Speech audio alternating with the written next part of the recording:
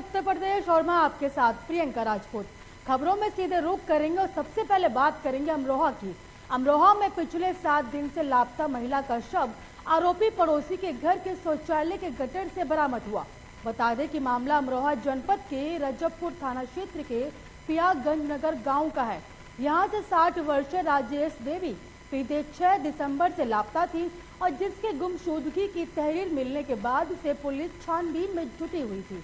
Rajabpur police ने शक के आधार पर मृतक महिला के घर के सामने बने देवी जाटव के घर में बने शौचालय के गटर से मृतक महिला राजेश देवी के शव को बरामद किया। पता लगा कि मृतक महिला राजेश देवी के द्वारा पड़ोसी देवी जाट आपको कुछ रुपये उधार दिए गए थे, जिसको मांगने पर उन दिनों के बीच विवाद हुआ था और इसी बात का बदला लेने के लिए देवी जाटव ने मृतक महिला की हत्या करके उसके शव को अपने घर में बने शौचालय के गटर में डाल दिया। लेकिन कहते हैं कि गुनाह कभी छुपता नहीं है। पुलिस ने आखिरकार पूरे मामले से पर्दाफाश करते हुए मृतक महिला के शव को बरामद कर लिया है और पूरे मामले में वैधानिक कार्यवाही करने की बात कही है।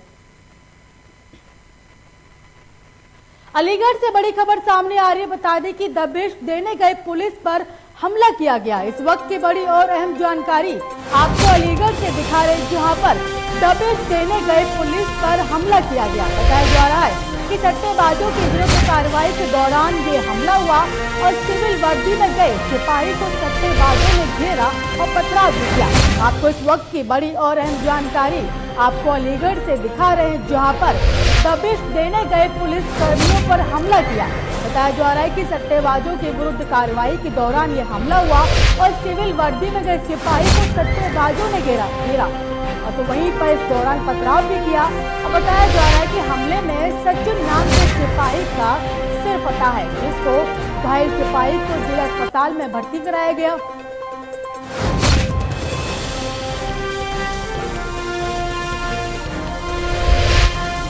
इस खबर पर तमाम जानकारी के लिए हमारे साथ संवाददाता भूपेंद्र फोन लाइन पर जुड़े हैं। भूपेंद्र, ये बताइए कि दबिश देने गई पुलिस पर हमला करने का मामला सामने आया है, क्या है पूरा मामला?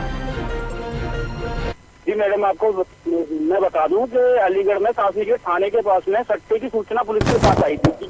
पुलिस सिविल ड्रेस में अपनी में वहां पे गई थी, तो सिविल ड्रेस में उन सट्टेबाजों ने और क्षेत्र के कुछ और व्यक्तियों ने मिलकर उनके पास पत्थर वगैरह बरता, जिसमें के पुलिस के 2 जवान भी घायल हो गए। एक बंदे का सर फट गया और एक के और चोटें वगैरह भी आई। भूपेंद्र, ये बताइए कि इस मामले के बाद सट्टेबाजों पर क्या कार्रवाई देखने को मिली है? जी, इसके बाद में कार्रवाई करते हुए पुलिस प्रशासन ने वहां पे भारी संख्या में अपने पुलिस प्रशासन को तैनात कर दिया और सट्टेबाजों को पकड़ने के लिए अभियान पूरी तरह से चला दिया। इसमें कि सट्टेबाजों को ढूंढने के लिए हर जगह हर गली कूचे में पुलिस लगी हुई है और उन्हें ढूंढने का प्रयास किया जा रहा है। भूपेंद्र, आपका बहुत बहुत धन्यवाद इस खबर पर तमाम जानकारी साझा करने के लिए। अमेठी से बड़ी खबर सामने आ रही है। बता दें कि अनियंत्रित बोलेरो ने साइकिल सवार को टक्कर मार दी। इस वक्त की बड़ी और अहम जानकारी आपको अमेठी से आपकी टेलीविजन स्क्रीन पर दिखा रहे, जहां पर अनियंत्रित बोलेरो ने साइकिल सवार को टक्कर मारी और बताया जा रहा है कि घटना स्थल पर ही बोलेरो छोड़ चालक फरार हो गया। इस वक्त की बड़ी और अहम जानकारी आपको अमेठी से दिखा रहे, जहां पर अनियंत्रित बोलेरो ने साइकिल सवार को टक्कर मारी और बताया जा रहा है कि घटना स्थल पर साइकिल पर सवार युवक की मौत हो गई, तो वहीं पर बोलेरो छोड़ चालक फरार हो गया। बताया जा रहा है कि मजदूर फैक्ट्री में मजदूरी करके अपने घर वापस जा रहा था और पूरा हादसा कमरोली थाना क्षेत्र के रोड नंबर 4 का है। आपको बता दें कि अमेठी में एक अनियंत्रित बोलेरो ने साइकिल सवार को टक्कर मार दी। बताया जा रहा है कि घटना स्थल पर साइकिल सवार युवक की मौत हो गई।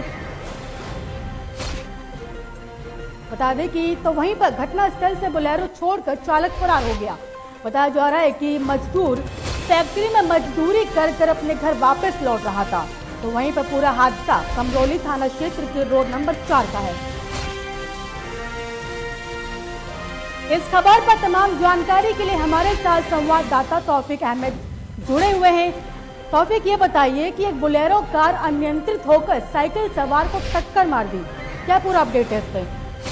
जी अमेठी जिले के कमरौली थाना क्षेत्र का रोड नंबर 4 का मामला है, जहां पे मजदूरी करने के साइकिल से जा रहा था। बोलेरो जो तेज रफ्तार से आ रही थी, इसको टक्कर मारा है और मौके पर उस मजदूर की मौत हो गई है, जिसे पुलिस मौके पर पहुंचकर पंचनामा के लिए भेजा गया है। जी तौफीक, ये बताइए कि जो चालक फरार है मौके से, उसको तलाशने के लिए पुलिस की तरफ से क्या कार्रवाई देखी जा रही है? जी बिल्कुल, इधर जो है सबको पोस्टमार्टम भी भेज देगा और उसके नंबर से, उसके कागजात से उसके चालक की जो है शिनाख्त की जा रही है। और पुलिस का कहना यह है कि उसके परिजन जो भी मुकदमा लिखवाएंगे, मुकदमा लिखकर और चालक के खिलाफ कार्रवाई की जाएगी। और जो मृतक है उसके परिजनों का क्या कहना है इस पर? अभी चूंकि अभी भोर का ही घटना हुआ है, तो अभी परिजन लोग आए हैं और अभी तहरीर थाने पर नहीं दी गई है। उन लोगों का सीधा सीधा कहना है कि ये अपने साइड में ही था, साइकिल वाला और बोलेरो वाला ही ने ही टक्कर मारी है, इसलिए सारा दोष उस चालक का ही है। तौफीक, आपका बहुत बहुत धन्यवाद इस खबर पर तमाम जानकारी के लिए। बलिया में जर्जर हो चुकी NH-31 की बदहाल स्थिति को ठीक करने की मांग को लेकर भाजपा कार्यकर्ता मुन्ना बहादुर ने आज सड़क जाम किया और पुलिस के सामने जमकर हंगामा काटा। हालांकि पुलिस के आश्वासन पर जाम को खुलवाया गया। दरअसल मुन्ना बहादुर ने NH-31 के जिम्मेदारों के खिलाफ चक्का जाम कर NH पर जाम का प्रदर्शन किया। पुलिस के लाख मना करने के बावजूद भी मुन्ना बहादुर जर्जर NH को तत्काल दुरुस्त करने की मांग को लेकर पुलिस के सामने सड़क पर जाम कर प्रदर्शन करता रहा। पूरा परिचय दे दें। मैं मुन्ना बहादुर सिंह, भारतीय जनता पार्टी का छोटा सा कार्यकर्ता हूँ। चक्का क्यों जाम किए थे, क्या मामला है? मामला ये था कि लखनऊ बलिया मार्ग पूरा NH भरौली से लेके और चित्तूपाड़ा चौराहा तक पूरा इतना गड्ढा हो चुका है कि पर डे करीब प्रतिदिन हजारों की संख्या में लोग घायल हो रहे हैं। और सागर पाली के पास जो गड्ढा है, हमको लगता है कि पर डे 4-5 गाड़ियां पलट जाती हैं। लेकिन मैंने जिलाधिकारी बलिया को एक पत्रक दिया था 1 हफ्ता पहले कि अगर 1 हफ्ता के अंदर ये रोड पे अगर ये मिट्टी डाल के या गिट्टी डाल के अगर ठीक नहीं किया गया तो चक्का जाम मैं करूंगा। पूरा बस्ती में शादी समारोह में लड़के पक्ष के जरिए हर्ष फायरिंग करने की खबर सामने आई। फायरिंग के दौरान लड़की की चचेरी बहन शेफाली गुप्ता को गोली लगी और बताया जा रहा है कि दूल्हे के जीजा द्वारा फायरिंग की गई। गोली लगने से लड़की घायल है, जिसे अस्पताल में भर्ती कराया गया। तो वहीं जिला अस्पताल में घायल युवती का इलाज चल रहा है। मौके पर पहुंचे SHO गौर संजय कुमार सहित CO हरैया शेषमणि उपाध्याय ने आगे की कार्यवाही करने की बात कही है। आपको बता दें कि लगातार हर्ष फायरिंग के मामले सामने आते हैं, उस पर कार्यवाही की जाती है, लेकिन उसके बावजूद हर्ष फायरिंग के मामले नहीं रुकते हैं। तो वहीं पर दोबारा एक और मामला सामने आया जो कि बस्ती से है। शादी समारोह में लड़के पक्ष के जरिए हर्ष फायरिंग का मामला सामने आया और बताया जा रहा है कि फायरिंग के दौरान लड़की की चचेरी बहन शेफाली गुप्ता को गोली लगी और साथ ही दूल्हे की जीजा द्वारा फायरिंग की गई थी। बताया जा रहा है कि गोली लगने से युवती घायल है, जिसको अस्पताल में भर्ती कराया गया। तो वहीं जिला अस्पताल में घायल युवती का इलाज चल रहा है। तो वहीं पर मौके पर पहुंचे SHO गौर संजय कुमार सहित CO हरैया शेषमणि उपाध्याय ने मुकदमा दर्ज कर आगे की कार्रवाई करने की बात कही है। आपको बता दें कि लगातार हर्ष फायरिंग के मामले सामने आते हैं और जिस पर लगातार कार्यवाही की जाती है, लेकिन उसके बावजूद भी हर्ष फायरिंग के मामले रुकने का नाम नहीं ले रहे। थाना गौर अंतर्गत कस्बा भवनान बाजार में बीती रात बाबा बागेश्वर नाथ मंदिर के बगल स्थित कसौधम धर्मशाला में एक शादी समारोह था, जिसमें वर पक्ष द्वारा हर्ष फायरिंग की गई, जिसकी वजह से वधू पक्ष में दुल्हन की चचेरी बहन शेफाली गुप्ता पुत्री राजेंद्र प्रसाद गुप्ता उम्र लगभग 22 वर्ष निवासी रानी बाजार थाना कोतवाली नगर जनपद गोंडा के पैर के पंजे में। पूर्व विधायक बीजेपी नेता ने राम गोविंद चौधरी पर कटाक्ष किया है। लाल टोपी पहन अपने विधानसभा का विकास नहीं करा पाए। लाल टोपी एक खतरे का निशान है। कहा कि बांसडीह विधानसभा में सड़कों को गड्ढे में तब्दील कर बनवाने के नाम पर धन की उगाही की जाती है और साथ ही कहा कि इस बार विकास का कमल बांसडीह विधानसभा में खिलेगा और उप मुख्यमंत्री डॉक्टर दिनेश शर्मा के कार्यक्रम में शिव शंकर चौहानपुर विधायक को मंच पर सम्मान नहीं मिला। शंकर चौहान पूर्व विधायक 362 विधानसभा क्षेत्र बांसडीह बलिया। भाई साहब, जैसा आप हम जानते हैं कि लाल टोपी खतरे का निशान है। ट्रेनें चलती हैं, जब लाल झंडी दिखाया जाता है तो ट्रेनें खड़ी हो जाती हैं, मतलब आगे खतरा है। तो लाल टोपी खतरे के निशान है। हमारे नेता प्रतिपक्ष यहाँ बांसडीह में जो 3 बार लगातार हाईटेक लगाते आ रहे हैं, लाल टोपी का ही उदाहरण है कि आज तक विकास नहीं दिखाई दे रहा है। जो भी विकास है मेरे समय का किया हुआ है, चाहे तहसील हो, थाने हो, फायर स्टेशन हो, चाहे हॉस्पिटल हो, चाहे पानी टंकियाँ हो, चाहे सड़कें हो, चाहे घाघरा का पुल, ये सारे तो मैंने अपने समय में स्वीकृत कराया था। रुकते एक छोटे से ब्रेक के लिए, देखते रहिए लोकमंच न्यूज। अमेरिका की स्माइल ट्रेन संस्था अब राष्ट्रीय बाल स्वास्थ्य कार्यक्रम से भी संबद्ध निःशुल्क ऑपरेशन और उपचार कर रही है। जन्म से कटे होठ या कटे तालू के मरीजों का निःशुल्क ऑपरेशन किया जाता है। अगर आप ऐसे किसी भी मरीज को जानते हैं या जिसके जन्मजात कटे होठ या तालू हैं, तो उसको हमारे health city hospital trauma centre and super speciality Vijay Khand 2 Gomti Nagar थाने के पीछे लखनऊ पते पर लाएं।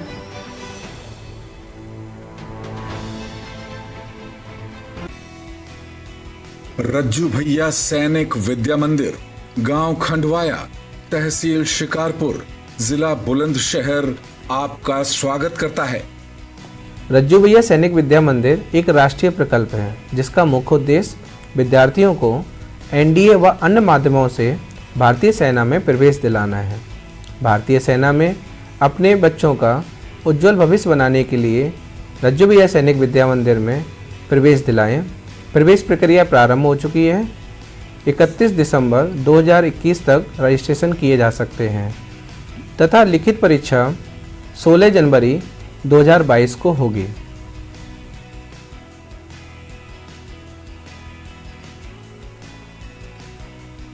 जो बच्चे रिटन एग्जाम क्लियर कर लेंगे उनका साक्षात्कार होगा, उसके बाद मेडिकल होगा, उसके बाद मेरिट लिस्ट तैयार की जाएगी और जो बच्चे मेरिट लिस्ट में आएंगे उन्हें इस स्कूल में एडमिशन दिया जाएगा। योग्य शिक्षकों के माध्यम से रज्जू भैया सैनिक विद्या मंदिर में छात्रों को योग्य सैनिक, योग्य नागरिक और सफल मनुष्य बनाने के अवसर का लाभ उठाएं।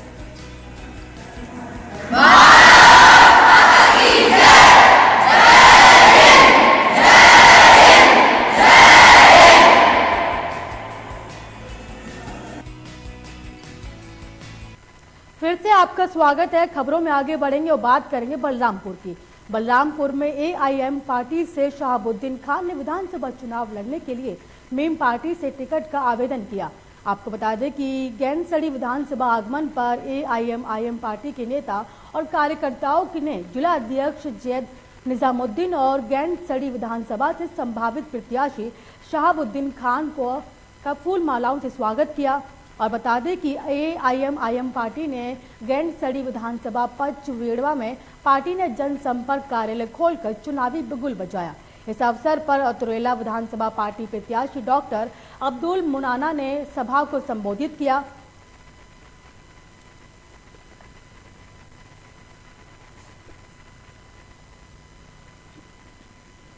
इस खबर पर तमाम जानकारी के लिए हमारे साथ संवाददाता साबिक अली जुड़े हैं।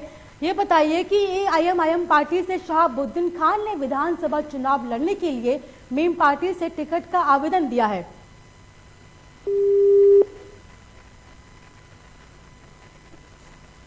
अध्यक्ष नियुक्त होने के बाद सबसे पहला मेरा यही प्रयास था कि हम पचपड़वा गैंसड़ी के में कहीं ना कहीं कार्यालय स्थापित करें, क्योंकि सबसे ज़्यादा अगर शोषित और वंचित समाज है तो यहीं पे ही है, क्योंकि सबसे पिछड़ा इलाका है तो यहीं पे है। तो मेरा प्रयास यही था जनपद बलरामपुर का जिला बनने के बाद कि सबसे पहले मैं अपने तराई क्षेत्र में कार्यालय स्थापित करूं और अल्हम्दुलिल्लाह मेरा ये प्रयास सफल रहा और आज हम लोग ने पचपड़वा में अपना पहला कार्यालय का उद्घाटन किया। देखिए, ब्रिजभूषण शरण सिंह के दिल में वो खौफ मंडरा रहा है जो हिंदुस्तान के पार्लियामेंट में उनके 350 MP को लेकर के ओसी बल्लापुर में आए। अब ओसी नाम का दहशत ब्रिजभूषण शरण सिंह के माथे पे खुला दिखाई दे रहा है। अब वो कह रहे हैं कि साहब मौलाना लोग बेरोजगार हो गए हैं, मौलाना लोगों को अखिलेश यादव के मंचों पर जगह नहीं मिल रही है। तो मैं बता दूं, चाहे अखिलेश यादव हो, चाहे मुलायम सिंह यादव हो, चाहे साक्षी महाराज हो, चाहे कल्याण सिंह हो, चाहे ब्रिजभूषण सिंह हो, सब एक ही विचारधारा के लोग हैं। और यही ब्रिजभूषण सिंह है जो 2009 में कैसरगंज से समाजवादी के MP हुआ करते। फतेहपुर की पुलिस ने आज सनसनीखेज घटना का खुलासा करते हुए पिता की हत्यारे बेटे सहित 4 लोगों को गिरफ्तार कर जेल भेज दिया। आपको बता दें कि 5 दिसंबर को एक अधेड़ की मौत से हड़कंप मच गया और जिसके बाद मृतक के बेटे ने गांव के 2 लोगों पर हत्या किए जाने का आरोप लगाते हुए लिखित तहरीर दी थी और पुलिस ने मुकदमा दर्ज करते हुए दोनों आरोपियों को गिरफ्तार कर पूछताछ में जुट गई। जिसके बाद पुलिस ने इस घटना की गहनता से जांच की तो पुलिस को ये जानकारी मिली कि मृतक जलकेशन का गांव की महिला के साथ अवैध संबंध चल रहा था और अपनी प्रॉपर्टी महिला के नाम लिखने की बात कर रहा था। जिसके बाद मृतक के बेटे ने पिता की हत्या किए जाने की साजिश रच डाली। पुलिस ने इस मामले में जांच कर आरोपी बेटे इंदल सहित 4 लोगों को गिरफ्तार करते हुए जेल भेज दिया तो वहीं एक आरोपी को जल्द ही गिरफ्तार करने की बात कही। आपको बता दें कि एक बेटे के जरिए पिता की हत्या करने का षड्यंत्र रचा गया। बताया जा रहा है कि पिता का गांव की ही किसी महिला से अवैध संबंध था और जिसके चलते इस खबर पर तमाम जानकारी के लिए हमारे साथ संवाददाता सुमित फोन लाइन पर जुड़े हैं। सुमित, ये बताइए कि ये खबर फतेहपुर से है जहां पर एक बेटे ने अपने पिता की हत्या करने का षड्यंत्र रचा। जी प्रियंका जी, आपको बता दो फतेहपुर जनपद के खागा तहसील की खकरेड़ू क्षेत्र की घटना है कि अपने ही पिता की हत्या के लिए 1 लाख रुपए की सुपारी दे डाली अब बेटे ने ही जी। और पूरा मामला प्रॉपर्टी की जमीन के विवादों को लेकर हुआ है। पुलिस की तरफ से क्या कार्रवाई देखी जा रही है? जिसमें कि सुपारी देने वाले उसके लड़के को व अन्य 4 साथियों को गिरफ्तार करके जेल भेज दिया गया। एक आरोपी फरार बताया जा रहा है, उसके लिए क्या किया जा रहा है? उसकी तलाश जारी है, बहुत जल्द ही पुलिस के हथकड़े में होगा। सुमित, आपका बहुत बहुत धन्यवाद इस खबर पर तमाम जानकारी के लिए।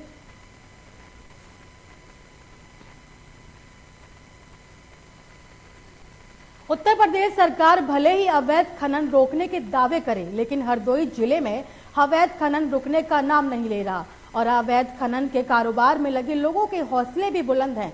एक ऐसा ही मामला हरदोई जिले में सामने आया, जहां बेखौफ होकर अवैध खनन करने वालों ने महिला SDM और उनके स्टाफ को घेर कर उनके संग बदसलूकी की। रात के अंधेरे में SDM अवैध खनन की सूचना पर अपने स्टाफ सहित मौके पर पहुंची थी और SDM और उनके स्टाफ ने खनन करने वालों की बदसलूकी की घटना पुलिस को दी और उसके बाद मौके पर पहुंची पुलिस के बाद अवैध खनन के कारोबारी मौके से फरार हो गए और इस मामले में SDM के स्टाफ की शिकायत कर पुलिस ने अवैध खनन के कारोबार में जुटे 10 लोगों के विरुद्ध नामजद और कई अन्य लोगों के खिलाफ दर्जन भर से अधिक धाराओं में मुकदमा दर्ज किया। तो वहीं इस पुलिस ने इस मामले में 8 लोगों को गिरफ्तार करके उनके कब्जे से आधा दर्जन से अधिक ट्रैक्टर ट्रॉलियों को कब्जे में लिया और इस पूरे मामले में SP ने 2 पुलिस कर्मियों को निलंबित भी किया है।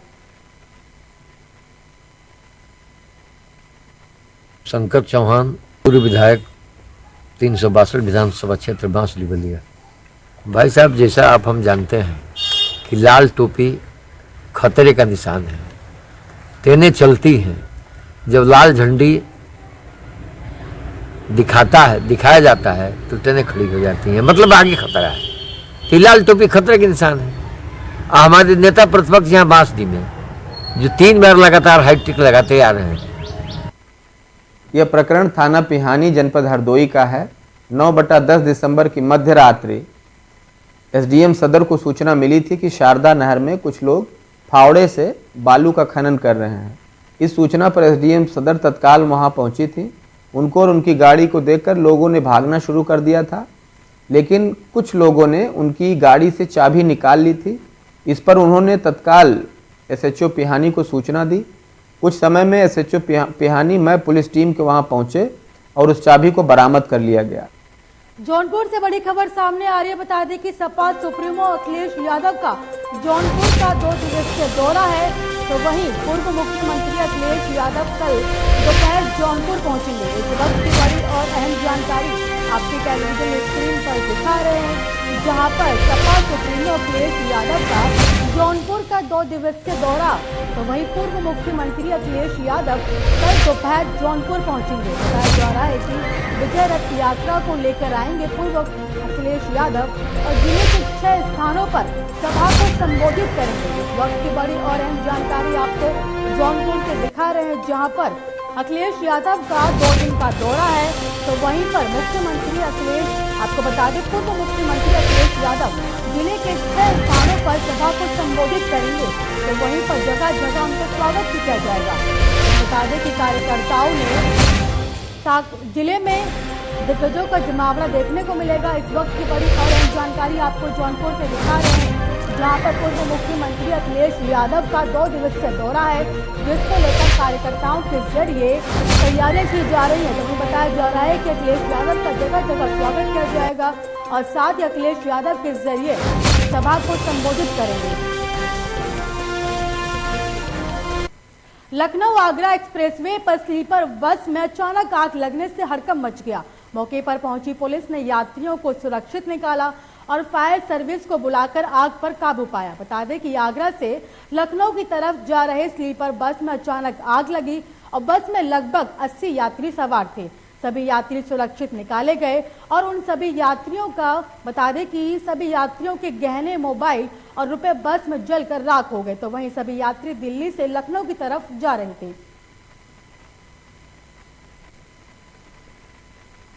आपको बता दें कि एक स्लीपर बस में अचानक आग लगने से हड़कंप मच गया। बताया जा रहा है कि मौके पर पहुंची पुलिस ने यात्रियों को सुरक्षित निकाला और फायर सर्विस को बुलाकर आग पर काबू पाया।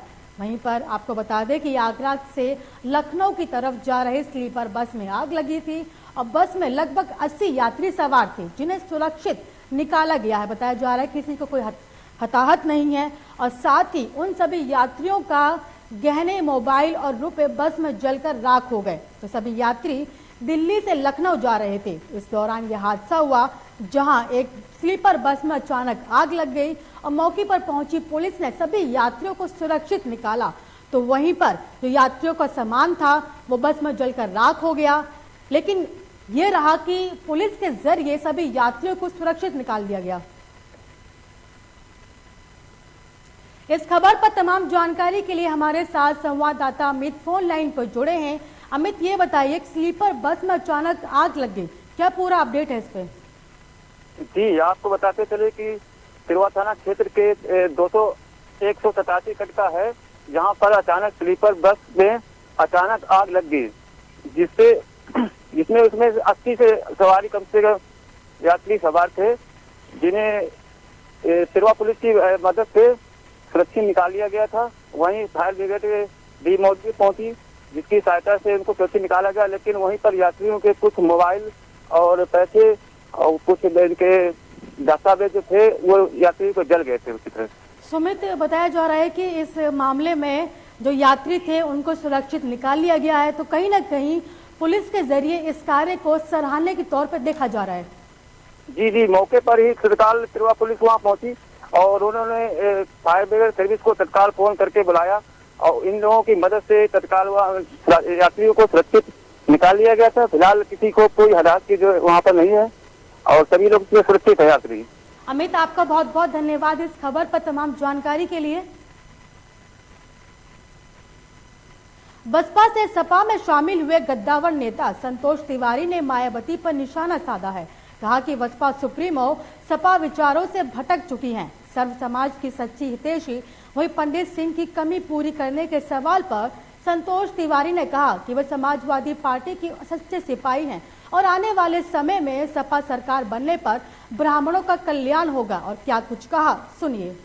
को लेकर लगातार सभी राजनीतिक दल अब मैदान में उतर चुके हैं। खासकर सपा और बीजेपी एक दूसरे को पाले में करने के लिए, खासकर ब्राह्मण नेताओं को रिझाने के लिए एड़ी चोटी का जोर लगा रहे हैं। इसी क्रम में सपा सुप्रीमो अखिलेश यादव ने आज कई ब्राह्मण चेहरों को सपा में शामिल कराया। हमारे साथ मौजूद हैं बसपा नेता रहे संतोष तिवारी जी, जो कभी बसपा में अपनी आस्था जताते थे लेकिन आज वह सपा में एंट्री मार दिए और जो है कई लंबे चौड़े दावे भी सपा सुप्रीमो अखिलेश यादव ने किए हैं। हमारे साथ मौजूद, क्या वजह रही कि बसपा छोड़कर आप सपा में सीधे आए? हम लोगों का सम्मान बसपा में नहीं रहा और बसपा एक प्राइवेट कंपनी के तरीके से काम करने लगी, इसलिए हम लोगों ने बसपा छोड़ने का काम किया। क्या लग रहा है कि आपका भविष्य या चुनाव लड़ने की जो रणनीति बनाए हैं सपा में पूरी हो जाएगी? देखिए, सपा में हम लोगों ने सिर्फ इसलिए ज्वाइन किया है सपा कि माननीय राष्ट्रीय अध्यक्ष जी को मुख्यमंत्री बनाना है और हमारा अभी कोई उद्देश्य नहीं है। पंडित सिंह का अहम रोल रहता था सपा में, क्या उनकी कमी पूरा करने के लिए जो है अखिलेश यादव ने आपको शामिल करा है क्या? देखिए, उनकी कमी को तो कोई पूरा नहीं कर सकता है, लेकिन हाँ, उनके आदर्शों और विचारों को हम लोग ध्यान में रखते हुए उनसे बेहतर करने की हमेशा कोशिश करेंगे। समाजवादी पार्टी को गोंडा जनपद में आगे बढ़ाने का काम करेंगे और माननीय राष्ट्रीय अध्यक्ष जी को भी आश्वासन दिया है हमने, गोंडा मंडल के सभी सीटें जिताकर उनको देंगे इस बार 2022 के चुनाव में। जी बिल्कुल, संतोष तिवारी का कहना है कि सपा को मजबूत बनाने के लिए वह कदम से कदम मिलाकर सपा सुप्रीमो अखिलेश यादव के साथ चलेंगे और आने वाले समय में उन्हें मुख्यमंत्री के पद पर भी पहुंचाएंगे। अब देखने वाली बात यह होगी कि जिस तरह से ब्राह्मण चेहरों को समाजवादी पार्टी अपनी पार्टी में शामिल करा रही है, इसका क्या नफा होता है, क्या नुकसान होता है, यह समय ही बताएगा। आसिफ बेग, लोकमंच न्यूज, लखनऊ। लखनऊ से बड़ी खबर सामने आ रही है। बता दें कि विजयनगर में बदमाशों के जरिए एक युवक को गोली मारने की खबर सामने आई। इस वक्त की बड़ी और अहम जानकारी आपको लखनऊ से आपकी टेलीविजन स्क्रीन पर दिखा रहे हैं, जहां विजयनगर में बदमाशों ने एक युवक को दिन दहाड़े गोली मारी। बताया जा रहा है कि बाइक सवार द्वारा हमले में महेंद्र नामक युवक की मौत हुई है, तो वहीं बदमाशों द्वारा महेंद्र प्रताप नामक युवक के सर के पास गोली लगी। तो वहीं विजयनगर में मृतक तड़वा रहा था बिल्डिंग। आपको इस वक्त की बड़ी और अहम जानकारी आपको लखनऊ से दिखा रहे हैं, जहां पर विजयनगर में बदमाशों के जरिए एक युवक को गोली मारने की खबर सामने आई। तो वहीं पर युवक के गोली मारते ही इलाके में हड़कंप मच गया।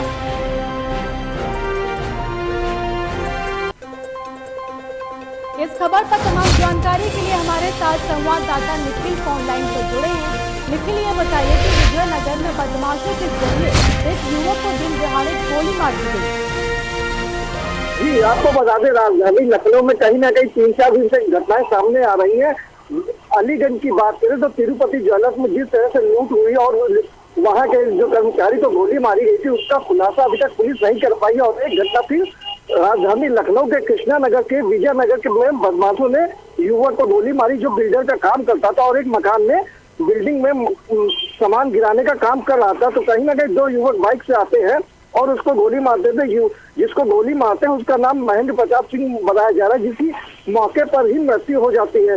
हालांकि पुलिस अपने दाव हाथ फिर खींचते हुई नजर आ रही है कि साफ तौर से कहीं ना कहीं इसका खुलासा करने की बात कर रही है, लेकिन अलीगंज की घटना का अभी खुलासा नहीं कर पाई और एक कृष्णानगर की घटना सामने आ रही है। तो इस पे कहीं ना कहीं राजधानी लखनऊ के कृष्णानगर पुलिस का सवालिया निशान खड़े होते कि लखनऊ में धारा 144 लागू है, उसके बाद भी कहीं ना कहीं घटनाओं में अंकुश नहीं लगाया जा रहा है। जी निखिल, ये बताइए कि जो पीड़ित हैं, जो मृतक के परिजन हैं, उनका क्या कहना है? जी, हालांकि मृतक के परिजन अभी कुछ भी बोलने से मना कर रहे हैं, लेकिन अधिकारी साफ तौर से कह रहे हैं कि घटना का जल्द ही खुलासा कर दिया जाएगा। निखिल, आपका बहुत बहुत धन्यवाद इस खबर पर तमाम जानकारी के लिए। मऊ से बड़ी खबर सामने आ रही है। बता दें कि पूर्वांचल एक्सप्रेसवे पर बच्चों से भरी बस पलटी। इस वक्त की बड़ी और अहम जानकारी आपको मऊ से आपकी टेलीविजन स्क्रीन पर दिखा रहे हैं, जहां पर पूर्वांचल एक्सप्रेसवे पर बच्चों से भरी बस पलटी।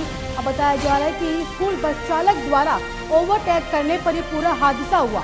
इस वक्त की बड़ी और अहम जानकारी आपको मऊ से दिखा रहे हैं, जहां पर पूर्वांचल एक्सप्रेसवे पर बच्चों से भरी बस पलट गई और बताया जा रहा है कि स्कूल बस चालक द्वारा ओवरटेक करने पर यह हादसा हुआ। तो वहीं आनंद फानंद में ग्रामीणों ने बस के अंदर से बच्चों को सुरक्षित निकाला, तो वहीं सभी बच्चे सुरक्षित बताए जा रहे हैं। साथ ही किसी को हताहत नहीं है और सूचना पर पहुंची पुलिस ने जेट जेवियर हायर सेकेंडरी स्कूल की बस बताई जा रही है। आपको इस वक्त की बड़ी और अहम जानकारी आपको मऊ से दिखा रहे हैं, जहां पर पूर्वांचल एक्सप्रेसवे पर बच्चों से भरी बस पलट गई और बताया जा रहा है कि स्कूल बस चालक की लापरवाही की वजह से पूरा हादसा हुआ।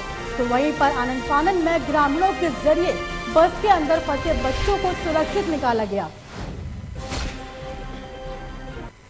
मिर्जापुर से बड़ी खबर सामने आ रही है। बता दें कि टेम्पो पलटने से एक वृद्ध की मौत हो गई। इस वक्त की बड़ी और अहम जानकारी आपको मिर्जापुर से दिखा रहे हैं, जहां पर एक टेम्पो पलटने से वृद्ध की मौत हो गई और बताया जा रहा है कि 12 यात्री घायल हुए हैं और एक सवारी की मौत हुई है। इस वक्त की बड़ी और अहम जानकारी आपको मिर्जापुर से दिखा रहे हैं, जहां पर यह हादसा हुआ।